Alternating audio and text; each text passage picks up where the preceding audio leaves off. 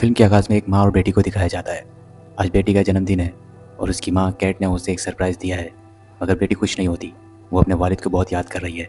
उसकी माँ उसे खुश करने की भरपूर कोशिश करती है, मगर बेटी की उदासी ख़त्म नहीं होती। वो अपनी बेटी का बहुत ख्याल रखती है और उसके लिए एक तोहफ़ा भी लाती है, लेकिन वो तोहफ़ा भी बेटी को पसंद नहीं आता। बेटी का रवैया बहुत रूखा होता है। उसके बाद बेटी बाहर जाने की ख्वाहिश ज़ाहिर करती है, जिससे माँ परेशान हो जाती है, लेकिन ज़िद करने पर उसे बाहर जाने की इजाज़त दे देती है और उसे सामने वाले इस्तबल से दूर रहने की हिदायत करती है। इसके बाद माँ को लैपटॉप पर कुछ टाइप करते हुए दिखाया जाता है, लेकिन वो साथ ही साथ अपनी बेटी पर भी नज़र रखे हुए है। फिर फ्लैशबैक में दिखाया जाता है कि बेट की एक दोस्त अपनी माँ के साथ उनके घर पर खेलने आई होती है और वो दोनों मिलकर हाइड एंड सीक खेल रही होती हैं। इसके बाद वापस कैट को दिखाया जाता है, जो अपने लैपटॉप पर लिखती है कि उसका शौहर एक कातिल है। फ़ौरन ही वो लैपटॉप बंद कर देती है। शायद इसी वजह से वो अपनी बेटी पर इतनी कड़ी नज़र रखती है, क्योंकि उसका बाप एक कातिल था। अचानक बैट बाहर से गायब हो जाती है और कैट सीधी सामने वाली इस्तबल में उसे ढूंढने जाती है, क्योंकि उसे मालूम था कि बैट वहाँ जाकर खेलती है। जब कैट अपनी बेटी को इस्तबल में देखने जाती है तो उसे वहाँ नहीं मिलती। जैसे ही वो बेसमेंट में उतरती है, बैट अचानक उसे डरा देती है। कैट खौफजदा होकर वहीं बैठकर रोने लगती है। फिर गुस्से में आकर वो बैट को घसीटते हुए घर के अंदर ले जाती है और उसे एक जगह बिठाकर कहती है कि यहाँ से हिलना नहीं। बैट वहाँ बैठकर मुंह बना लेती है और अपनी माँ के इस रवैये से बहुत परेशान होती है। उसके बाद कैट एक चाकू लेकर पूरे घर का जायजा लेने लगती है और हर जगह चेक करती है कि कहीं कोई घर में दाखिल तो नहीं हो गया। उसे हमेशा इसी तरह का खौफ रहता था। कैट पूरे घर की तलाशी लेती है, लेकिन उसे कुछ नहीं मिलता, जिससे उसे इत्मीनान हो जाता है। दूसरी तरफ बैट उस सब से परेशान रहती है और इस घर को आज से ज़्यादा समझने लगती है। रात को जब वो कार्टून देख रहे होते हैं तो एक दूसरे से बिल्कुल बात नहीं करते। उसी दौरान एक गाड़ी आकर रुकती है और बैट को लगता है कि उसके डैडी आए हैं, लेकिन वो कोई और होता है। वो हेल होता है, एक पुलिस अफसर जो उनकी सिक्योरिटी के लिए मुकर्रर किया गया था जब बैत के वालिद को जेल भेजा गया था।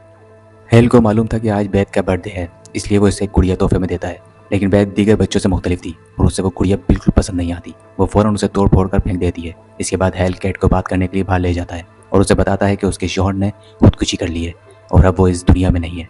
कैट को ये सुनकर बहुत दुख होता है और वो रोने लगती है। हेल उसे तसल्ली देने की कोशिश करता है, क्योंकि कैट के शौहर ने अपनी जान ले ली थी। जब बैट अपने माँ के लैपटॉप के पास पहुंचती है और उसे खोलकर वही नोट पढ़ती है जो कैट ने उसके वालिद के बारे में लिखा होता है, तो उसी वक्त कैट और हेल वहाँ आ जाते हैं। कैट उसे डांट कर ऊपर जाने का कहती है। ये सब पढ़ने के बाद बैट अपनी माँ से नाराज़ हो जाती है, लेकिन कैट फिर भी उसे बिस्तर पर ले जाकर सुला देती है। बैट के सोने के बाद कैट नीचे आती है, जहाँ हेल बैठा होता है। कैट उससे कहती है कि वो आज रात यहीं रुक जाए, क्योंकि उसे डर लग रहा है। लेकिन हेल की भी ये अपनी फैमिली थी, इसलिए वो माजरत करते हुए वहाँ रुकने से इनकार कर देता है। इसके बाद कैट को शदीद गुस्सा आ जाता है और वो हेल को गुस्से में आकर घर से बाहर जाने का कह देती है। हेल वहाँ से चला जाता है और उसके जाने के बाद कैट तन्हा बैठ जाती है। वो शदीद तनाव में होती है और उसे कुछ समझ नहीं आ रहा होता। अचानक उनके घर की बिजली चली जाती है और कैट का फ़ोन बैत के पास होता है। कैट आवाज़ देकर बैत से अपने फ़ोन के बारे में पूछती है, तो बैत कहती है कि उसे नहीं मालूम। कैट उससे टॉर्च चलाने के लिए फ़ोन मांगती है, मगर बैत उसकी मदद नहीं करती। फिर कैट को घर में किसी की मौजूदगी का एहसास होता है और वो घबरा कर टेबल से चाकू उठाने की कोशिश करती है, लेकिन जब वो टेबल के पास पहुँचती है तो देखती है कि चाकू भी वहाँ नहीं है। वो चाकू के बारे में बैत से आवाज़ देकर पूछती है, लेकिन बैत कहती है कि उसे नहीं मालूम। इसी लम्हे घर में एक औरत और आदमी दिखाई देते हैं जो कैट को पकड़ने की कोशिश करते हैं। कैट उनसे छूटकर बैत के कमरे की तरफ भागती है और वहाँ जाकर खुद को और बैत को बंद कर लेती है, लेकिन वो दोनों भी ऊपर पहुँच जाते हैं और कैट उनसे बच नहीं पाती। वो दोनों कैट और बैत को पकड़ लेते हैं। वो आदमी कैट को बेहोश कर देता है और फिर एक फ्लैशबैक दिखाया जाता है जिसमें बैत की दोस्त को मरते हुए दिखाया जाता है, जो उनके घर हाइड एंड सीक खेलने आई होती है। जब कैट को होश आता है तो वो खुद को सामने वाले इस्तबल में एक कुर्सी से बंधा हुआ पाती है और कैट के सामने खड़ी हुई औरत कोई और नहीं बल्कि मेरी और उसका शौहर होता है, जो उसी बच्चे के माँ बाप थे। इसका कत्ल 2 साल पहले 14 मई को कैट के घर में हुआ था, जब वो हाइड एंड सीक खेलने आई थी। मेरी वहाँ सिर्फ इसलिए आई होती है ताकि कैट से एक कन्फेक्शन वीडियो ले सके, जिसमें कैट ये तस्लीम करे कि उसके शौहर ने उस बच्ची को कत्ल किया था। मेरी कैट को अपने शौहर का साथ देने के लिए मुर्दा इल्ज़ाम ठहराती है और उसे कन्फेक्शन करने पर मजबूर करती है। कैट उसे बताती है कि उसके शौहर ने खुदकुशी कर ली है और अब वो जिंदा नहीं है, लेकिन फिर भी वो एतराफ़ नहीं करती। मेरी और उसका शौहर बैत को नुकसान पहुँचाने का इरादा नहीं रखते थे और सिर्फ कैट की कन्फेक्शन वीडियो चाहते थे। लेकिन बैत उन लोगों को गलत समझने लगती है और खौफजदा होकर उस आदमी को मारकर फिर घर के अंदर भाग जाती है ताकि छुप सके। वो आदमी पहले घर का पावर वापस ऑन करता है और फिर बैत को तलाश करने लगता है। जब कैट फिर भी कन्फेक्शन करने से इनकार करती है तो मेरी एक बड़ा फैसला करने पर मजबूर हो जाती है। मेरी एक कटर प्लेयर लेकर कैट के नाखून उखाड़ना शुरू कर देती है ताकि वो शदीद दर्द के बाइस अपना जुर्म कबूल कर ले और वो लोग उसे पुलिस के हवाले कर सकें।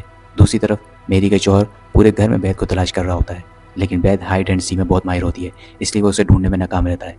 छुपते छुपाते बैत अपने कमरे की तरफ निकल जाती है और वहाँ जहाँ कर सीधा बिस्तर के नीचे छुप जाती है। वो अपनी माँ का मोबाइल भी साथ ले जाती है और उससे हेल को कॉल बनाने की कोशिश करती है, लेकिन इससे पहले कि हेल कॉल रिसीव करे बैत पकड़ी जाती है और वो आदमी उससे घसीट कर बाहर निकाल लेता है। हेल बार बार कैट के फ़ोन पर कॉल कर रहा होता है लेकिन जब कोई जवाब नहीं आता तो उससे हालात की संगीनी का एहसास होने लगता है। हेल फैसला करता है कि वो वापस जाकर कैट के घर का हाल देखेगा ताकि ये यकीन कर सके कोई मसला तो नहीं है। वो गाड़ी वापस मोड़ लेता है। इसी दौरान मेरी का शौहर बैद को लेकर वहाँ पहुँचता है और कैट को बताता है कि इसने पुलिस को कॉल कर दी है। वो दोनों बैद और कैट को घर के अंदर ले जाते हैं। जब हेल वहाँ पहुँचता है तो मेरी और उसका शौहर कैट से कहते हैं कि वो हेल को अपने तरीके से बहला दे, वरना वो उसकी बेटी की जान ले लेंगे। अपनी बेटी की जान बचाने के लिए कैट उनके कहने के मुताबिक अमल करती है। जब हेल दरवाजे पर खड़ा होता है तो कैट उसे वहीं से कहती है कि सब कुछ ठीक है। कैट हेल से कहती है कि उन्हें उसकी ज़रूरत नहीं है, लेकिन हेल कैट की हालत देखकर बार बार पूछता है क्योंकि उससे शक हो रहा होता है कि कुछ ठीक नहीं है। कैट उसे बुलाने की पूरी कोशिश करती है और आखिरकार हेल उसकी बात मानकर वहाँ से चला जाता है, लेकिन उसके जहन में अभी भी यही ख्याल होता है कि कुछ तो गड़बड़ है। हेल के जाने के बाद मेरी और उसका शौहर कैट को दोबारा कन्फेक्शन के लिए ले जाने लगते हैं। इस बार मेरी का शौहर फ़ोन लेकर कैट की कन्फेक्शन वीडियो रिकॉर्ड करने की ख्वाहिश जाहिर करता है। इधर हेल इस मामले पर मजीद गौर करता है और उसे शक होता है कि वाकई कुछ गलत हो रहा है। वो अपनी गाड़ी जंगल में एक तरफ रोक देता है और पुलिस स्टेशन को रिपोर्ट कर देता है कि कैट के घर पर कुछ गड़बड़ है। फिर उसे एक आइडिया आता है और वो अपनी गाड़ी छोड़कर पैदल ही कैट के घर की तरफ निकल जाता है। मेरी का शौहर कैट को दोबारा सामने वाले अस्तबल में ले जाता है और वहाँ पहुँचकर उसे कन्फेशन करने का कहता है। इस बार कैट एतराफ़ कर लेती है और कहती है, तुम्हारी बेटी को मेरे शौहर ने नहीं बल्कि मैंने मारा था, क्योंकि मैं तुम्हारी बीवी से बदला लेना चाहती थी। इसके मेरे शौहर के साथ नाजायज़ ताल्लुकात थे। दूसरी तरफ मेरी बैत के पास जाती है और उसे कहती है, मुझसे डरने की बिल्कुल ज़रूरत नहीं है, मैं तुम्हें नुकसान पहुँचाने नहीं आई हूँ, हम सिर्फ तुम्हारी माँ से कन्फेशन लेने आए हैं। इसके बाद मेरी बैत को बताती है कि इसका बाप मर चुका है और ये सुनकर बैत अपनी माँ से मज़ीद बदसन हो जाती है, क्योंकि वो पहले ही कैट के रवैये की वजह से बहुत परेशान थी। मेरी को बैत पर तरस आने लगता है और उसे उसमें अपनी बेटी नज़र आने लगती है। मेरी के शौहर को अपनी बीवी के अफेयर के बारे में सुनकर शदीद धचका लगता है, लेकिन वो खुद को संभालते हुए अपनी बेटी के लिए कैट का कन्फेशन वीडियो रिकॉर्ड करता है।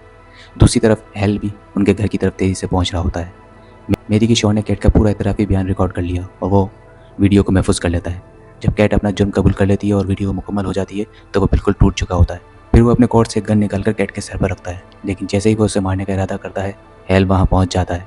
हेल को देखकर वो फ़ौरन गन पीछे कर लेता है और एक लम्हे के लिए रुक जाता है। ये शौहर हेल को पूरी कहानी बताने की कोशिश करता है और अपना मोबाइल निकालने लगता है ताकि उसे कैट का कन्फेक्शन वीडियो दिखा सके, लेकिन कैट मौके का फ़ायदा उठाते हुए हेल को डिस्ट्रैक्ट करती है और कहती है, मोबाइल नहीं, गन निकालो। इस बात से घबराकर हेल फ़ौरन आदमी पर गोलियाँ चला देता है और मेरी का शौहर वहीं मर जाता है। जब उसका फ़ोन ज़मीन पर गिरता है तो हेल उसे उठा लेता है। फ़ोन उठाते ही वीडियो खुद ब खुद चलने लगती है जिसमें कैट ने अपना जुर्म कबूल किया होता है। अब हेल के सामने भी कैट की असलियत वाज़ह हो जाती है। इस इंकशाफ से पहले कि हेल कुछ कर पाता, कैट मेरी के शौहर के कोट से गन निकालकर हेल पर गोली चला देती है और उसे वहीं ख़त्म कर देती है ताकि उसके जुर्म का कोई गवाह बाकी न रहे। हेल को मारने के बाद कैट तेजी से अपने घर की तरफ बढ़ती है ताकि बैद को मैं इससे बचा सके। उसे आता देखकर बैद और मेरी जल्दी से घर के बेसमेंट की तरफ भागते हैं और वहाँ जाकर छुप जाते हैं। बैद जानती थी कि उसकी माँ को उनके छुपने का अंदाज़ा हो जाएगा, इसलिए वो मेरी को एक खुफिया कमरे के बारे में बताती है। मेरी फ़ौरन बैद को उस खुफिया कमरे में छुपा देती है और कहती है, कुछ भी हो जाए इस कमरे से बाहर मत आना। बैद कमरे के अंदर जाकर छुप जाती है। कैट जैसा कि बैद ने सोचा था समझ जाती है कि वो लोग बेसमेंट में ही होंगे और वहाँ जा पहुँचती है। जैसे ही वो बेसमेंट में दाखिल होती है वो मेरी के बाजू पर गोली चलाती है। गोली लगने के बावजूद मेरी की आखिरी कोशिश में वो कैट के सीने में चाकू घोंप देती है। चाकू के वार के बाद कैट में इतनी ताकत नहीं बचती कि वो मजीद हमला कर सके और वो ज़मीन पर गिरती हुई तड़पने लगती है। जैसे ये सब हुआ बैद बेसमेंट से बाहर निकलती है और दोनों को नज़रअंदाज करते हुए ऊपर की तरफ भाग जाती है। कैट जख्मी होने की वजह से उठ नहीं पाती, लेकिन मेरी फ़ौरन उसका पीछा करती है। बैद भागकर सामने वाले अस्तबल में पहुंचती है और मेरी भी उसके पीछे आ जाती है। वहाँ पहुंचकर मेरी पुलिस अफसर और अपने शौहर की लाशें देखती है। इसी दौरान कैट भी हिम्मत करके अस्तबल तक पहुँच जाती है। मेरी अभी ये सब देख रही होती है कि पीछे से कैट उस पर हमला करने की कोशिश करती है, लेकिन इससे पहले कि कैट कुछ कर पाती बैद एक नुकीला फावड़ा लेकर आती है और उसे सीधा मेरी के पेट में घोंप देती है, जिससे मेरी की मौत वाक़ई हो जाती है। असल में बैद एक साइकोपैथ थी जिसने अपनी दोस्त को हाइड एंड सीक खेलते वक्त मार दिया था। उसकी गलती को छुपाने के लिए उसके वालिदैन ने फैसला किया कि उसका बाप इस जुर्म का बोझ अपने सर लेगा और उसकी माँ उसकी देखभाल करेगी। उन्होंने ऐसा ही किया, लेकिन ये फैसला बिल्कुल गलत था क्योंकि उन्होंने अपनी बच्ची की गलती को छुपाया और उसके जुर्म को दुनिया से पोशीदा रखा। ये सब कुछ करने के बावजूद बैद अपनी मोहब्बत करने वाली माँ की भी परवाह नहीं करती। वो पहले ही 3 मजीद कत्ल कर चुकी होती है। अपने जुर्म को छुपाने के लिए अपनी माँ को भी नहीं छोड़ती और उसके पेट में चाकू मारकर उसे भी हलाक कर देती है। इस तरह बैद सबको ख़त्म कर देती है और उसके बाद वो सब कुछ छोड़कर वहाँ से चली जाती है।